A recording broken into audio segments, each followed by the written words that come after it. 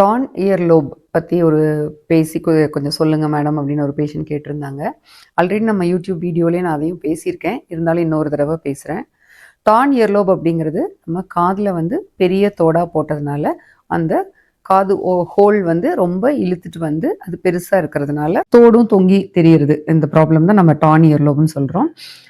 இது நம்ம காதில் தோடு பெருசாக போடுறதுனாலே வரலாம்.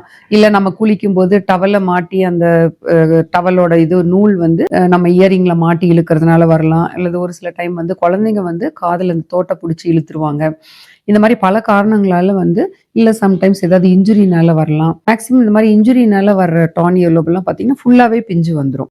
எப்படின்னா அந்த தோடு ஃபுல்லாகவே வெளியில் வந்துடும். அதனால ஃபுல் இயர் லோபும் கட் ஆகிடும். இந்த மாதிரி டான் இயர் லோப் பல டைப்ல இருக்கு.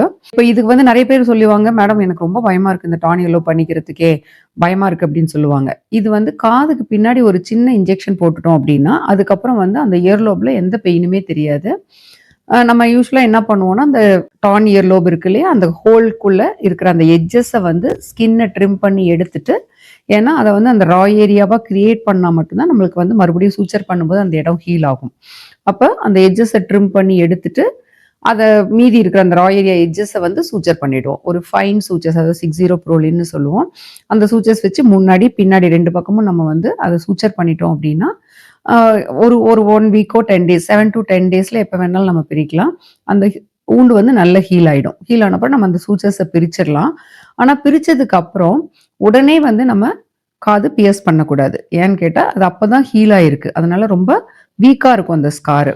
அப்போ ஒரு 5 to 6 வீக்ஸுக்கு அந்த ஸ்காரை நல்லா மெச்சூராக விடலாம். அப்போ அந்த ஸ்கார் நல்லா ஹார்டன் ஆகி ரொம்ப ஸ்ட்ராங் ஆகிடும். அதுக்கப்புறம் அவங்கள வர சொல்லி, அதாவது நம்ம இயர்லோப் பண்ணதுலேருந்து ஒரு 6 வீக்ஸ் கழிச்சு நம்ம அவங்கள வர சொல்லி மறுபடியும் இயர்லோப் நம்ம பியர்ஸ் பண்ணலாம்.